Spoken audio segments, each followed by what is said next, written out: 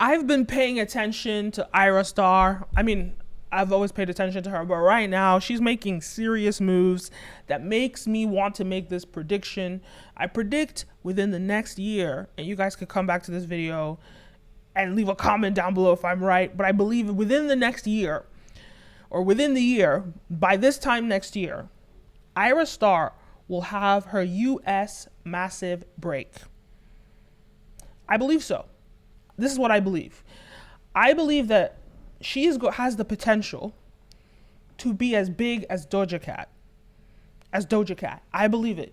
She has the potential to be as big as Doja Cat. I wanted to say Rihanna, but I actually don't think that there's going to be a celebrity as big as Beyonce and Rihanna into the future. I don't think it's going to be possible anymore because of the nature of social media. It's like how they say, like, no one's going to be as big as Michael Jackson was. And a lot of people will say Beyonce and Rihanna are not as big as Michael Jackson was. In terms of like fandom, obviously not in terms of money, or impact, but in terms of fandom, right? The superstardom. People say there's never going to be a next Michael Jackson, and I think that is just sort of like dwindling because we have a lot more creative. The creator economy is bigger than it's ever been. There's a lot of things taking our attention. There's a lot of consumption going on. There's a creator middle class that opens the door for so many creatives that now all the attention before would have just gone to one person. Now it's dispersed and spread out, and it's niched down, and it's all sorts of things. So I actually wouldn't even say that Ayra Starr will be the next Rihanna. I would say Doja Cat. I think she can get to Doja Cat status, even higher. And let me tell you why. Because she's making all the moves, and I'm going to give a little bit of details about the history of Afrobeats and, you know, why I feel other Afrobeat stars just didn't have what it took, and why Ayra just really does. She's like doing exactly what needs to be done right now. And I think, you know, this girl, she's not a woman, she's 20, so technically she's a woman, but she's playing the part right. She's doing all the things right, you know. And guys, make sure you go follow me on Instagram. I put this on my stories today, and I broke it down in my stories, and I post stuff like this all the time, so definitely go check out my Instagram. Welcome to Business in Nigeria, the podcast that equips you with the knowledge and tools you need to start and grow your business in Nigeria. If you are an entrepreneur, aspiring entrepreneur, or simply curious about the Nigerian business landscape, this podcast is for you. Our aim is to provide you with the inside scoop, the ins and outs, the key details, and the nitty-gritty of doing business in Nigeria. Join us as we explore the challenges, opportunities, and best practices for navigating the Nigerian business landscape. So, mark my words, within the next 12 months, Ira Star will have her big US debut. It's really up to her team to find the hit song like Rema's Calm Down and put a US collab on there. This could also work with Thames or Burna Boy collab. So what Ira Star, to me, what she's lacking right now is a hit song. And I mean, she needs a smash.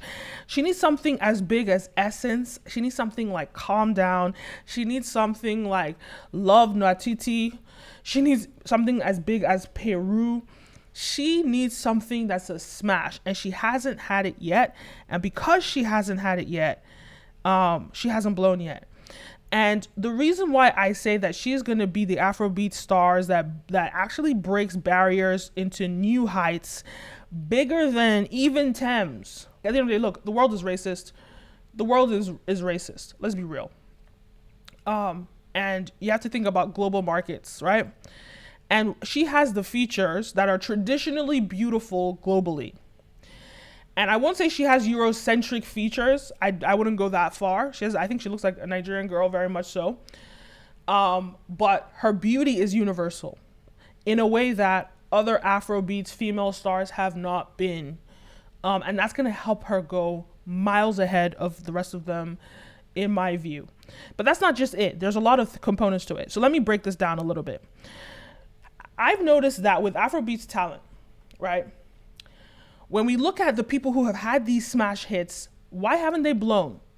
like substantially to the extent of like even a Doja Cat, right? Or even a Rihanna. Why haven't they blown? Let's walk through the songs and what happened, right? We can start with Wizkid. Or let's start with like these smaller guys, right?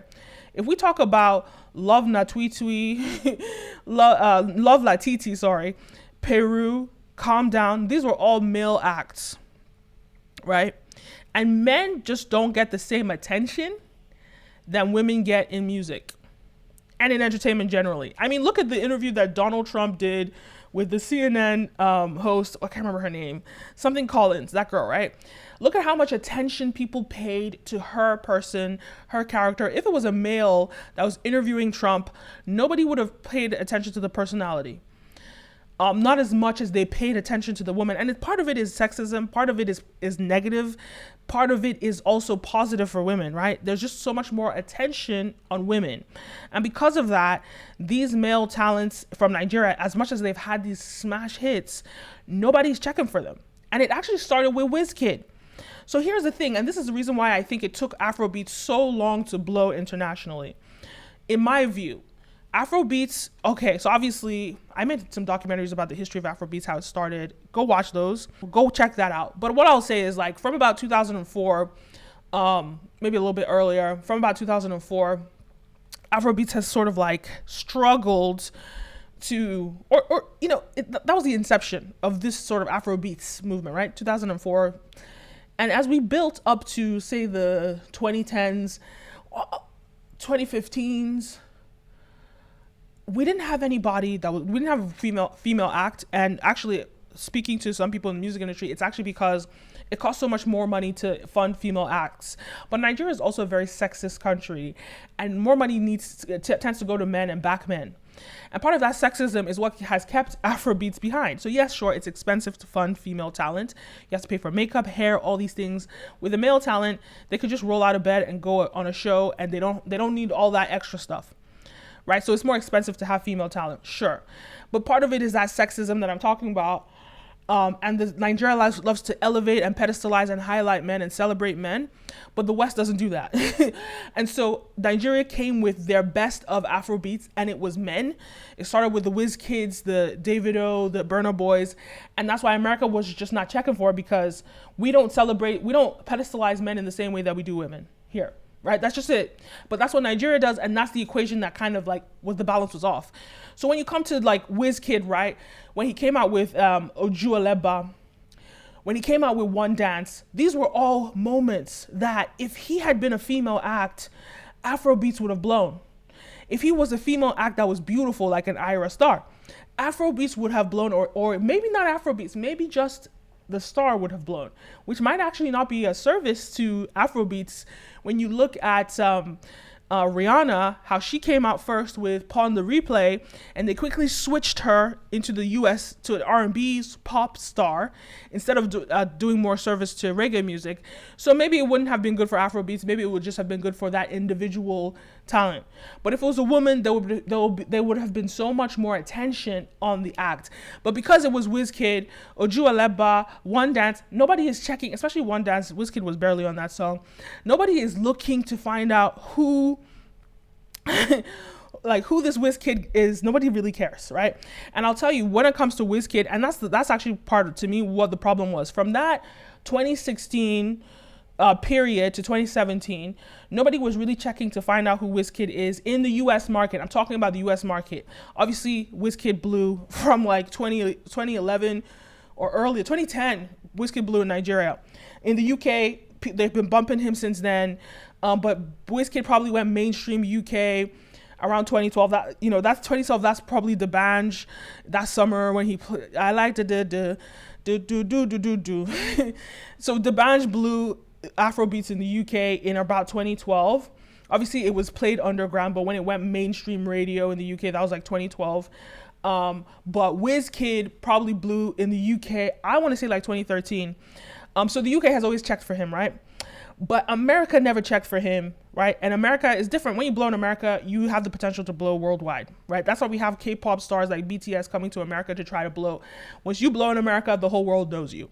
And so Wizkid blew in the UK, and Wizkid just people in America just were not checking for him. Apart from those like nuanced groups, maybe the Nigerian Americans are checking for him, but the mainstream American music scene is just not checking for Wizkid, even though he has One Dance, even though he has Ojuelegba. So really what carried Wizkid, in my opinion, what carried him through the times was those consistent collaborations with Drake, Come Closer, Skepta, and that Drake Skepta collaboration, Drake dabbling into Afrobeats, Naomi Campbell behind the scenes. These are all, to me, the factors that really helped Wizkid sort of like be, I won't say be known, or just kind of like it elevated him and it helped him in America, but it didn't make him an act that anybody really cared for in America. Like, sure, he was mainstream. No, he wasn't mainstream. Sure, he was like, they kind of knew about him, but nobody really cared. And there's a difference, right? Being relevant, right? And so Wizkid, that was his thing. But to me, what really made Afrobeats, what people care about Afrobeats, was when probably 2017, Davido comes out with If. And that, to me, that's what, because Davido comes with a personality. And personality is so important in the music scene. So between 2017, 2018, when Davido comes out with If and Burna Boy comes out with Ye, around when Kanye's album came out and people were searching for it, those two artists brought people's curiosity to Afrobeats in a more intricate way, because not only was the music good, but the packaging and the branding of the two artists were strong. And especially with Burna Boy, African Giant, Burna Boy like always tweeting and shading somebody, and when he complained at Coachella and was like, he's an African Giant, why is he not? So I think between the two of them and their personalities, that brought a lot of attention to Afrobeats. But at the end of the day, a woman is going to take this thing home. That's just the name of the game in America. People don't pay attention to men in America. People do not, yeah, sure, there's 1% of men that get attention, like the president or something. But when it comes down to it, if it's a contest for attention, a woman's always going to get it over a man in America, right? Whereas in Nigeria, they love to silence women and let men take all the shine. That's not going to work here. And so I think the reason why, you could even see it in the fact that, Essence, that was Wizkid's song. When he brought Justin Bieber on that song and made that song mainstream in America, it was not Wizkid that anybody was talking about. They were talking about Thames, because all the eyeballs are on the women. They were talking about Thames, not Wizkid. And so I just feel as though because Afrobeats didn't have a woman that was packaged in the way that an A-list celebrity in America was packaged. I know you guys are going to say Tiwa Savage, but I'll explain to you why she was not that. But because Afrobeats never had that, Afrobeats, it just kind of affected it. It just took a while for it to blow, if you ask me. So we move on, right? And so why is it that, Ayra Starr, I believe Ayra Starr is going to be the next Rihanna, or we could call it Doja Cat. And yes, we understand that there's racism in the world. Her dark skin in the world. I think things might be improving. I don't know. But because when I'm thinking about the world, I'm not just thinking about America and the UK and places that are tolerant. When you think about these artists like Rihanna and Beyonce, there is colorism. There was a reason why R&B singers couldn't be dark-skinned. There's a reason why Kelly Rowland didn't blow like Beyonce. So many dark-skinned musicians were not given that pedestal. Even caramel-skinned like Ciara were not given the same pedestal as a Beyonce or a Rihanna. And there's colorism. And it's not just because of the American palette, but it's the international palette. So from Japan, where they don't see black people, to China, to Australia, to Ukraine, where they're clearly racist in Ukraine. All these countries that are not used to seeing black people, these black acts traditionally have been less palatable for them. And that's that. I'm not trying to excuse the nonsense that they did from 2005 to 2015, where they blocked off, when they only allowed 2 R&B artists that were black, Beyonce and Rihanna, and then allowed 1 female rapper, Nicki Minaj. So we only had 3 mainstream female black acts in music for a whole 10 years almost. Well, Nicki started out in 2010. That's freaking crazy. That's freaking crazy. And I watched a documentary that talked about how 9/11 affected that, because we used to have more in the 90s. Something happened in 9/11 and they just had to whiteify things. But either way, yeah, sure, Ayra Starr's dark skin, that might do her a disservice in a global market. Hopefully it doesn't. Hopefully people are beyond that, but people are racist or people are not exposed, who knows. But I think if the music does penetrate, if the music is good and her packaging and her branding is palatable, I don't think they can stop it, especially in this day and age where we have Lizzos, we have all sorts of shades and colors penetrating. I think this is the right time for Ayra Starr, and I think she can become that, Doja Cat level, right? So the reason why I say her is because, and if she gets the music right, it's because when you look at her counterparts in R&B today, apart from Doja Cat, who is extremely talented, she can dance, she can sing, she can rap. She's like, to me right now, Doja Cat is the most talented rapper, I won't say singer, but rapper in the game, or she's the most talented pop star in the game right now in terms of rapping and singing and all of that, and dancing and all of that. I think Chloe Bailey is very strong, but when it comes down to it, Chloe Bailey doesn't have hits. And that's huge. Chloe Bailey's album couldn't even sell. Sure, she can sell tickets. She's following after Beyonce's footsteps, doing the tour thing to make money from touring, and she's selling tickets. Great, but her music is not selling. Who's listening to Chloe's music? I'm sorry. SZA's music is doing well, but I feel like SZA's so niche. I feel like I have a very pop ear. I listen to pop music. I do not listen to SZA. I do not. Apart from that song she had with Doja Cat. So that's the thing, right? So I'm talking about a pop star. Rihanna's a pop star. Beyonce's a pop star. And Summer Walker. These are super R&B stars, right? And I think that they have a very niche space that they've taken over. And I think Ayra Starr with Afrobeats, the way Afrobeats is now, it's like developing to be the pop music of our era. So because of that, I see Ayra Starr having a perfect lane for her that nobody else can fill in that gap. But she has to come correct with the music. And I really do think that she could become so big, from Lagos to Japan, LA to Australia. She can be as big as Doja Cat or even bigger. I can't say anybody's going to be Rihanna big anymore. I don't know that that's going to happen. Justin Bieber big, I don't know if it's going to be possible anymore for any artist to do that. So that's why I'm not going to go as far as say we're that big. But she'll be the equivalent of this generation is what I'm saying. And we're going to replay this video when it does happen. And I always get this stuff right. I predicted Thames. I predicted Justin Bieber, Nicki Minaj. You name it. I predicted so many people, right? So this is why I'm going to now talk about why other Afrobeats talents just haven't had what it took to be big in the US, specifically the US market. Why they could just never have done well in the US market.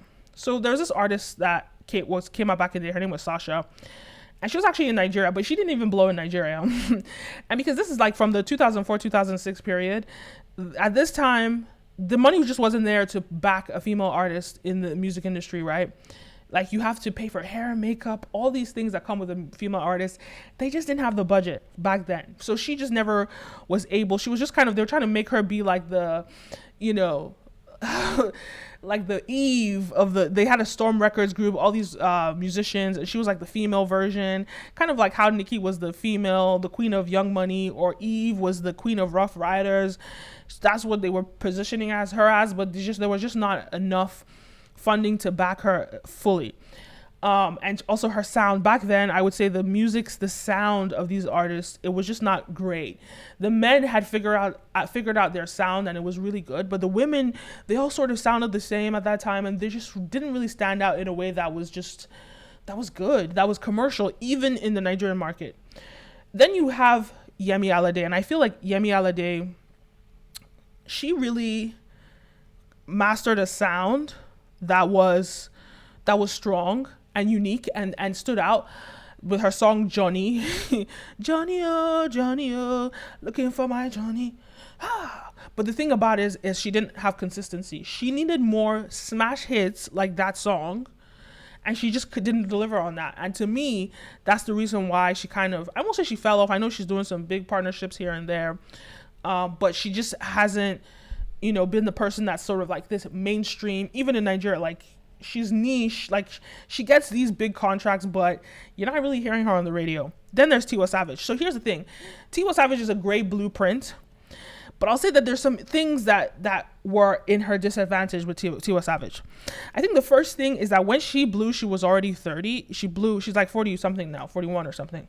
She was already 30 when she blew in Nigeria.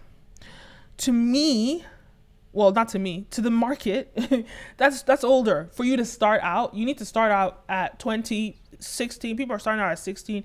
Music is a young game. Not saying that anybody can't start at 30 and blow. 2 Chainz did that. He's the man, though. But it's harder. And the reason why is because it's actually not just because of, it's not some superficial thing. It actually comes down to the fact that kids are the biggest consumers of entertainment content, and when it comes down to it, they have stronger purchasing power because they make their parents, when it comes to entertainment and recreational stuff, kids have the highest purchasing power, and you're more relatable to a kid when you're younger. They're just that much more excited about you. This is how we saw Justin Bieber and people going crazy for him, those little kids going crazy for him, Taylor Swift when she was coming out, all these people. So coming out at 30, the people that are looking up to you are people in their 20s, and sure, they have purchasing power with entertainment, but it's not the same effect as a 5-year-old, so she was a little bit older when she came out, and I think that did her a disservice. Another thing I will say is that her sound, I know over time, her voice and her sound has improved, but that thing I complained about Nigerian musicians in the past, I would say she was one of the better ones, but I still don't think that her sound was strong. There's another one, Shay Shay. There's another one too. Their sound just wasn't unique and commercial to really penetrate past a very niche, maybe female audience. When it comes to Tiwa Savage, for me, I personally don't know any of her solo hits. There's just her on her own in the songs. I've seen her sort of rely on other people in features with other people to really carry her music ability, and that could pass in Nigeria. It's not going to pass for a U.S. market. It just won't. You have to be solid. You have to be strong, and you have to be slaying and killing it.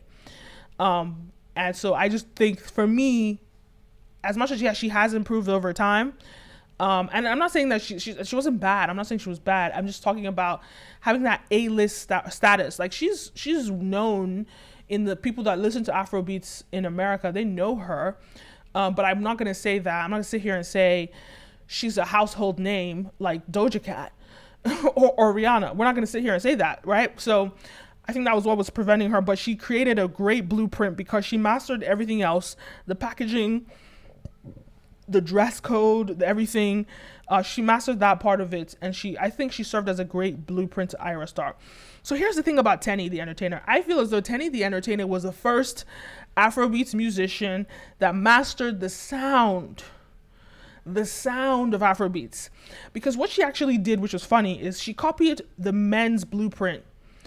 She copied the men's blueprint in that she did exactly the same voice, because that was commercial. She did that, but she had a higher pitch and she had more vocal training than the men, and so she actually did better than them musically because of that. So she applied those two things, and in Nigeria, she was hot in 2019. She was all over the place in 2019. She was huge.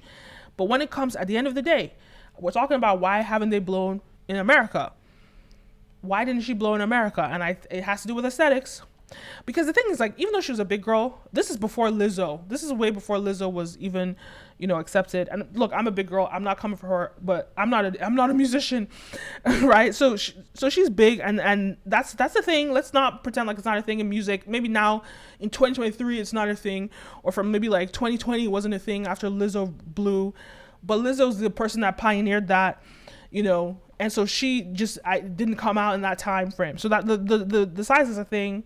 The other thing is the styling. I think that's actually a bigger issue because the size is a thing, but there's Missy Elliott, and Missy Elliott was bigger when she came out in the 90s. So the size is not a deal breaker. The style, though, juxtaposed against the size, the two combinations of it, like, I mean, you can see what she's wearing. Like, it's, let's be real. Like, the styling juxtaposed with the size, it's not going to happen here. It's not going to happen for a U.S. audience. It worked in Nigeria. It worked in Africa. It's just not going to happen in the U.S. And even now that she's lost the weight, there's still a styling issue. You can see this is her now with the styling. So to me, as much as she mastered the music and her music was incredible, in America, it's just not enough to have good music, because there's so many people on TikTok that have great music, and we don't know who they are. We don't know and that could happen to her easily. So to me, as much as I think she pioneered the way for Thames.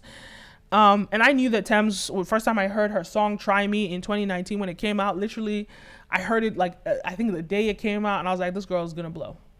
I knew it. I know these things. Justin Bieber predicted it. Drake predicted it. Nicki Minaj predicted it. This is like before they blew. I predict these things. Rema predicted it. I have an ear for this talent. And so I knew she was going to blow. As soon as I heard her song, "Try Me." And I knew she was going to blow internationally. Now, did I know she was going to be a Grammy?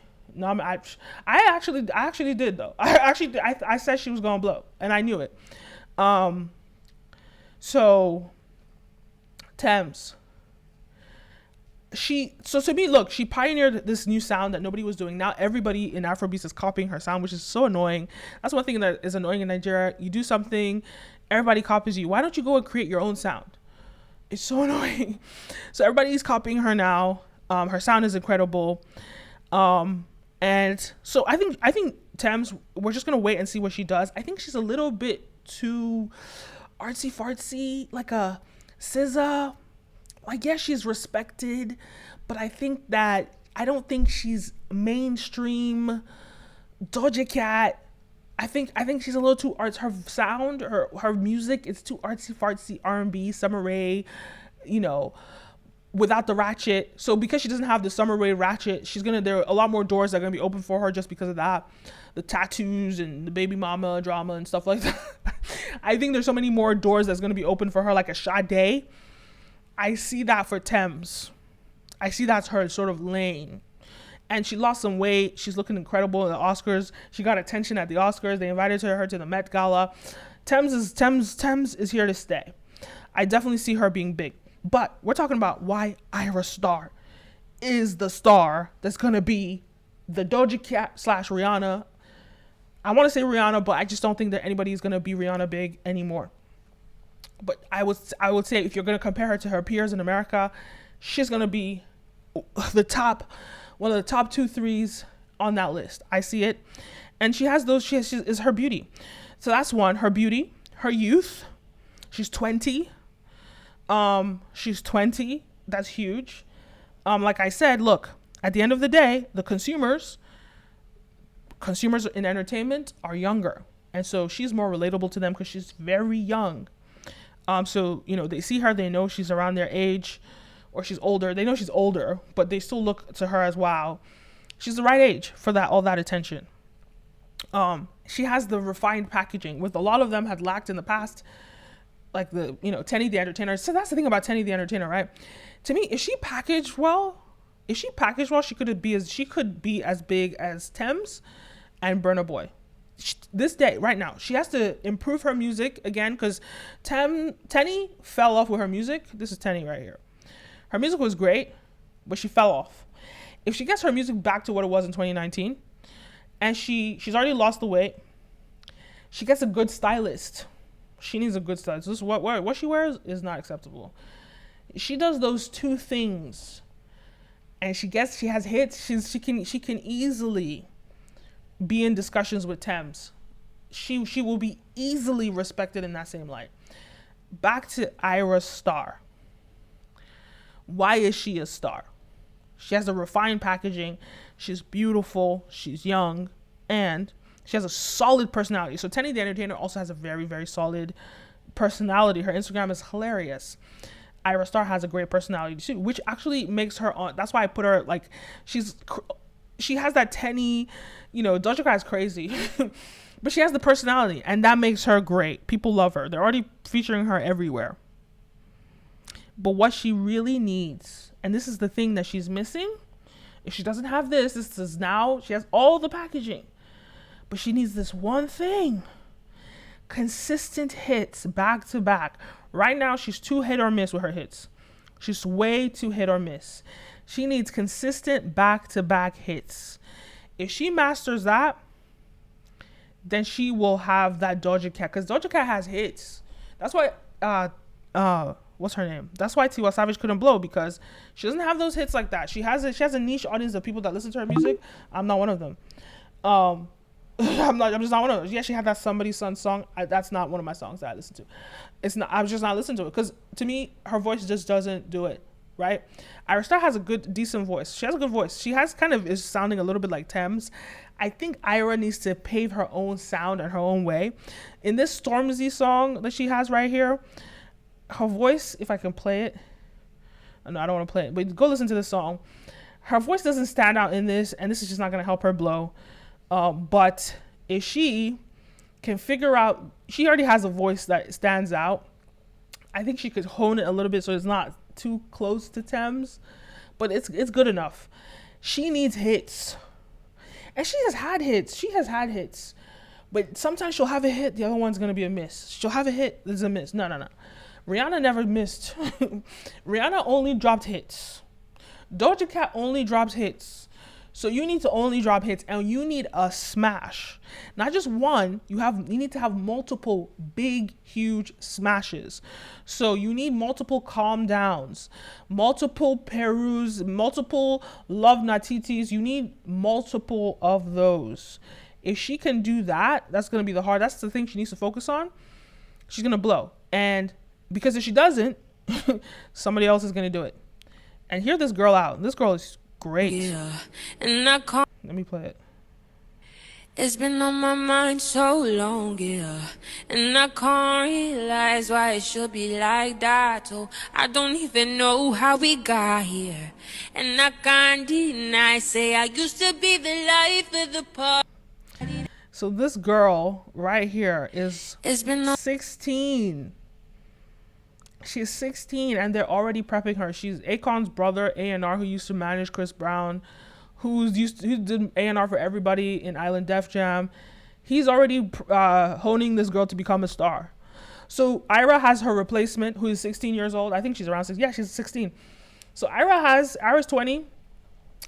Ayra has like 2-3 years to pop before this girl is gonna come through. So she girl, you need that hit yesterday. You need that hit. Yeah, what are you wasting time for? Why are we wasting time? Drop that. You need that hit yesterday. They've done all the things, all the ingredients. All the ingredients have been done, but now you need to come home with the hits. You need to partner with a team of writers that will create hits for you. Hit me up. I write. I actually have some really fun songs.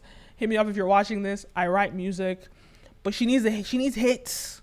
She needs smash hits, radio toppers, Love Natitis, Perus, calm downs. You need hits. And you can't go niche. She can't go Thames niche. She can't go SZA niche. She needs smash hits, mainstream hits. That's what she needs. If she can deliver on that, she will be the next Doja Cat in transition to Rihanna. I'm not going to claim anybody being the next Rihanna. I don't know if that's even ever going to be possible anymore. but the equivalent based on the time we're in. I can see it. Let me know your thoughts. Do you agree with me? Do you disagree with me? Do you know Ira Starr? Do you know all these artists I brought up? Let me know your thoughts. Leave a comment down below. Don't forget to like, follow, subscribe, all the above. Well, that's all for today's episode of Business in Nigeria. We hope you found this informative and helpful. If you have any questions or comments, feel free to reach out to us on our website or on our social media.